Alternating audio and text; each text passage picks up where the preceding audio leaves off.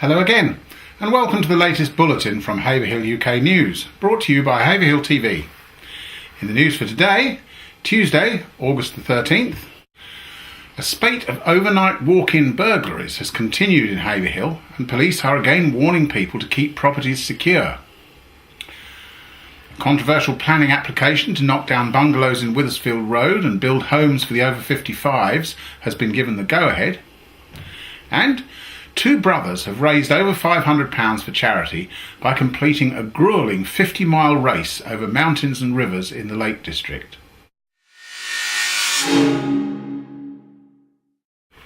A series of walk-in burglaries overnight has continued in Haverhill over the past few days, and police are repeating their advice to residents to keep windows and doors closed despite the recent warm weather. Since the start of July, there have been 11 burglaries of people's homes in Haverhill, of which 8 have been of the overnight walk-in kind, now being dubbed creeper burglaries by police. The burglar finds a door or window insecure, goes in while the residents are in the house and walks around looking for things to steal. Most recently, a home in Pentlow Hawk Close was targeted on Thursday, and £50 in cash, bank cards and some gold chains were taken. Another connecting factor about many of the burglaries has been that they lie quite close to the railway walk, which police think the burglar is using as an access route. A 17-year-old youth has been arrested and bailed in connection with one creeper burglary, this time in Trefoil Court, where the intruder got in through an insecure back door. A terrace of 6 old bungalows will be demolished and replaced with new homes as part of a Haverhill Housing Partnership development.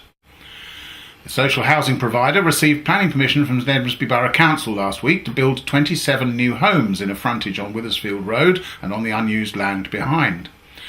The homes will be targeted at the over 55s and will meet the housing needs of tenants currently residing at William Blake Court.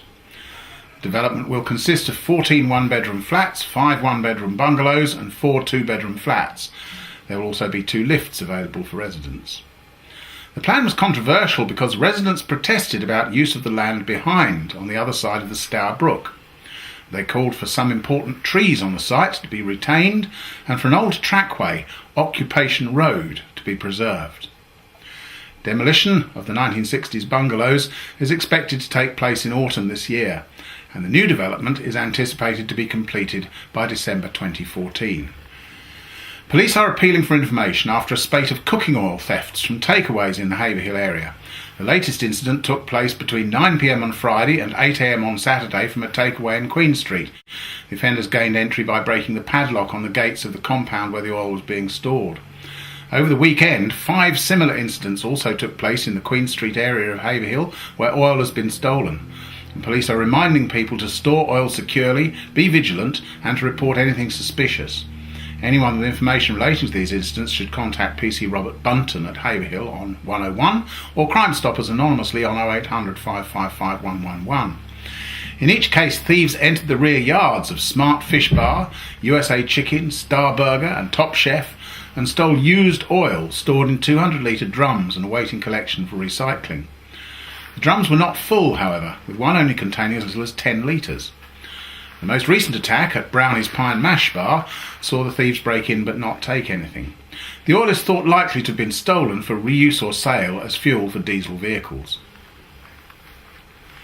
Now for some more of your comments in our regular feature Sound Off.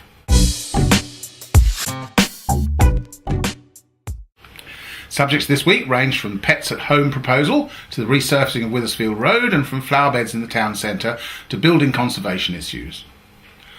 On the Pets at Home plans for the site next to B&Q, JXB says, "What is wrong with the old project site? Now Wicks do not want it. St Edmundsbury should be encouraging the use of unsightly brownfield sites, not a green, well-landscaped bit of land."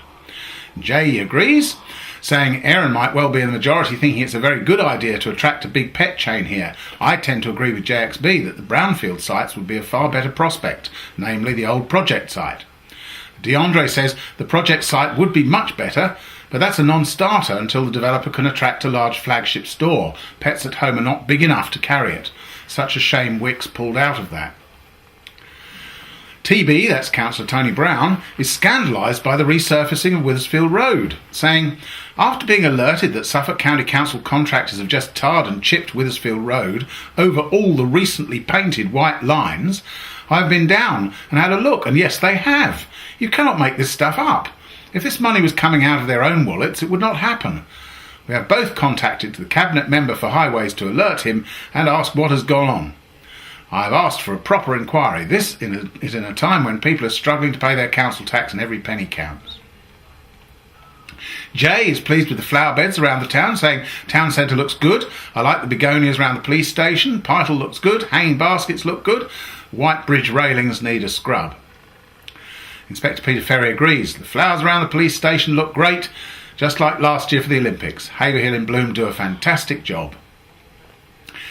Samiad82 has had an idea and puts it out there for people to respond to, saying, "As everyone is well aware, there are many empty buildings, some of them listed, that are in a state of disrepair. The town is possibly in the worst state it has ever been in this respect.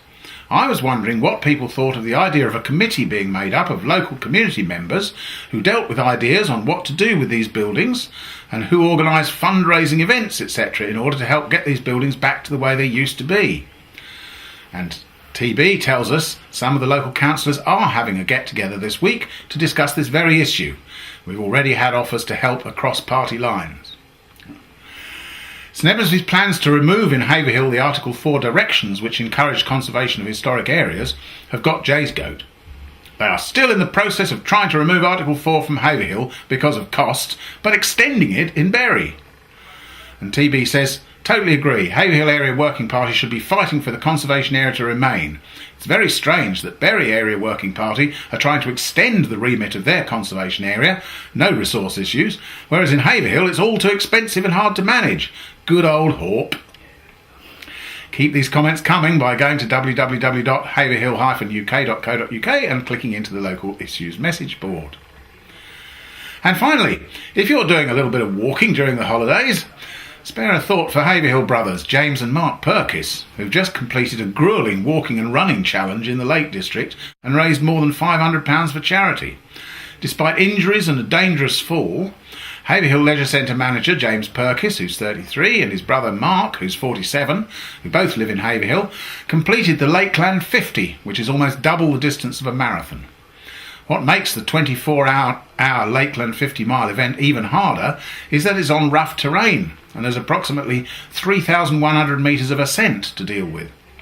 James picked up a knee injury after 20 miles, so had to hobble the remaining 30. Meanwhile, Mark slipped off a rock at one point, which left him hanging off the side of the rock face.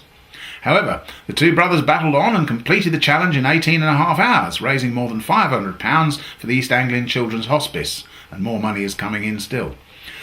They had to climb over rocks, boulders, slate through quarries, wade through rivers and battle against extreme weather conditions. And during the day it was extremely hot, which led to many participants dropping out due to dehydration and heat stroke, and in the evening the heavens opened and they had 12 hours of torrential rain, making conditions quite dangerous. More than 100 people dropped out of the race. 3 miles from the finish line they were met with a 1,000-foot climb and then a 1,200-foot descent, scrambling over rocks and wading through bogs and through a river. Despite the challenges, the brothers are already talking about entering next year's event.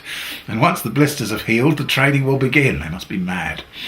If you would like to make a donation to James and Mark's sponsored challenge for East Anglian Children's Hospice, visit www.justgiving.com/Mark-James Purkis.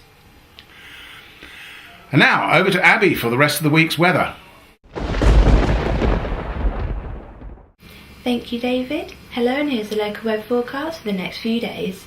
Wednesday will start sunny with an increase in cloud covering in the afternoon. Daytime temperatures around 22 degrees, dropping to 16 degrees at night. Thursday will be cloudy with outbreaks of rain. Daytime temperatures around 23 degrees, dropping to 16 degrees during the night. Friday, cloudy with a mixture of sunshine and showers, temperatures during the day reaching 23 degrees, dropping to 13 degrees at night. Back to you, David.